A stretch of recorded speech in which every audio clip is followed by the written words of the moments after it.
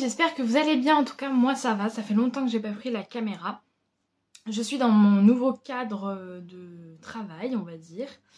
C'est pas hyper lumineux. J'aurais pu allumer la ring light, mais je ne l'ai pas fait.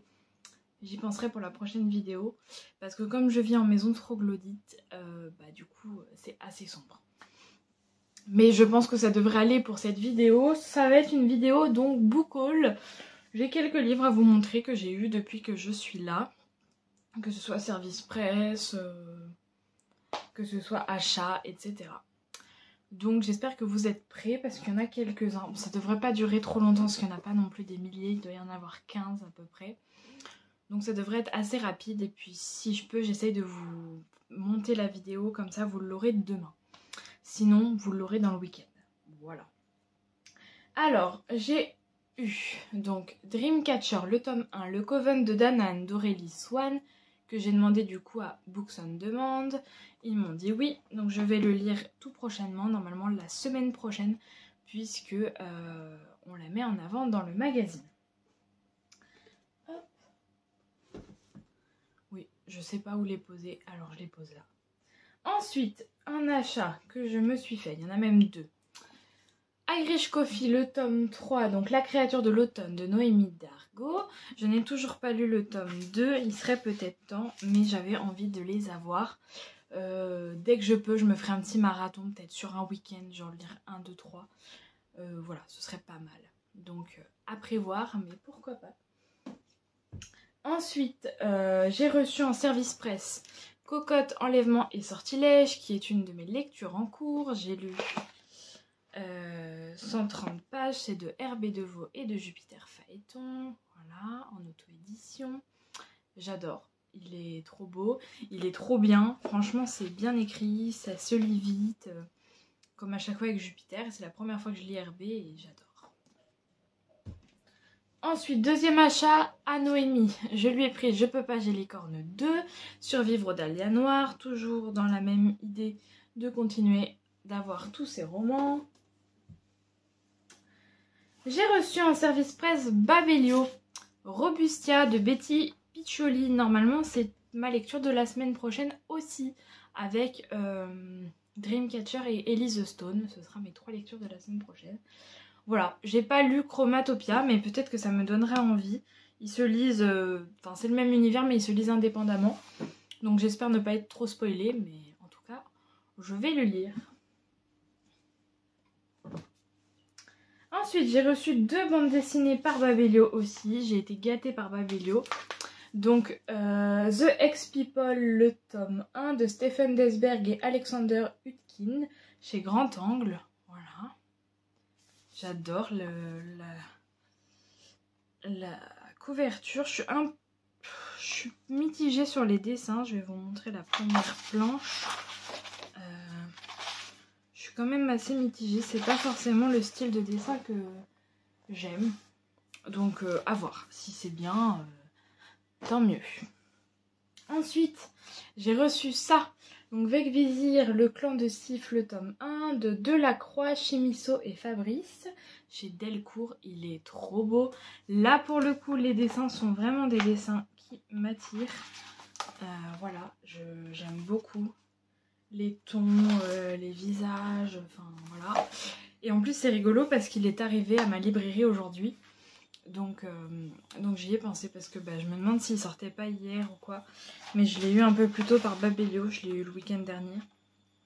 Donc voilà. Il n'est pas tombé, je vous rassure, il est sur mon lit. Ensuite je me suis acheté, et c'était inévitable, L'As de pique de Morgane Moncombe chez Hugues Roman. J'ai eu un beau coup de cœur pour le tome 1, je l'ai lu il n'y a pas longtemps. Un point lecture devrait pas tarder à arriver, mais je suis très en retard. Donc à mon avis, soit vous allez avoir un gigantesque point lecture pour que je me mette à jour, soit je vais vous en faire 2 ou 3 et vous allez en manger quelques-uns à la suite. Parce que j'ai du retard. Donc voilà, j'ai hâte, c'est sur un personnage secondaire. Et il me le fallait, donc je l'ai pris. Voilà.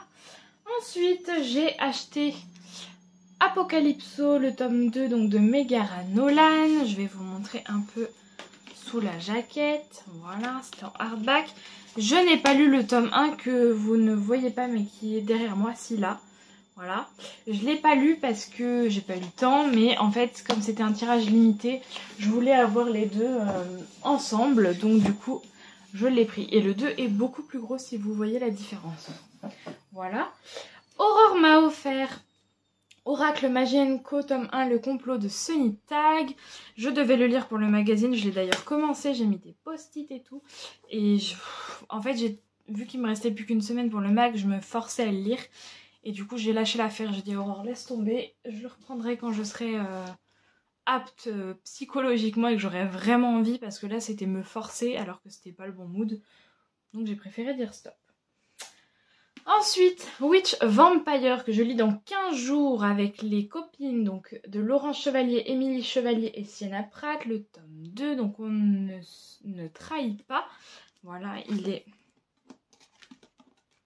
dédicacé par Laurence, puisque je l'ai pris sur son site, et j'ai aussi une petite carte dédicacée par Émilie et une petite carte dédicacée par Sienna. Voilà, voilà, j'ai trop hâte de le lire. Le 1 était un gros coup de cœur. Il s'est lu d'une traite et la fin du 1 donne trop envie de lire le 2. Donc on se le lit bientôt. Comme il y a un salon début octobre dans notre région et que Aurore vient par chez nous. Et avec Coralie et Aurore, on va aller voir Laurence. Et donc du coup, il était nécessaire de l'acheter et de le lire.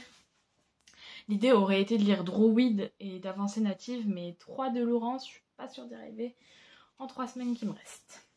Ensuite, Prospérine, virgule point et la phrase sans fin de Laure d'Argelos. J'ai craqué quand je l'ai vu arriver à la librairie. Ça fait trop longtemps que j'avais envie de le prendre. Et bah là, du coup, j'ai craqué. Je vais vous montrer un peu. Donc voilà, c'est un design un peu classique. Et en fait, si vous voulez, voilà, des fois, il y a des dessins avec des mots écrits en plus grand. C'est du jeunesse, hein, mais j'étais tellement tentée. Je le trouve génial, ce livre, donc je l'ai pris. Ensuite, 2 livres qui étaient en service presse à la librairie, donc je les ai pris puisqu'on pouvait les prendre. Inheritance Games, Elle ne possède rien, ils ont tout, que les jeux commencent, voilà. De Jennifer Lynn Barnes, il est trop beau. Voilà. Et Ce que j'aime chez moi de Jenna Guillaume. Chez PKJ, c'est un rapport avec l'obésité, donc ça me tentait beaucoup.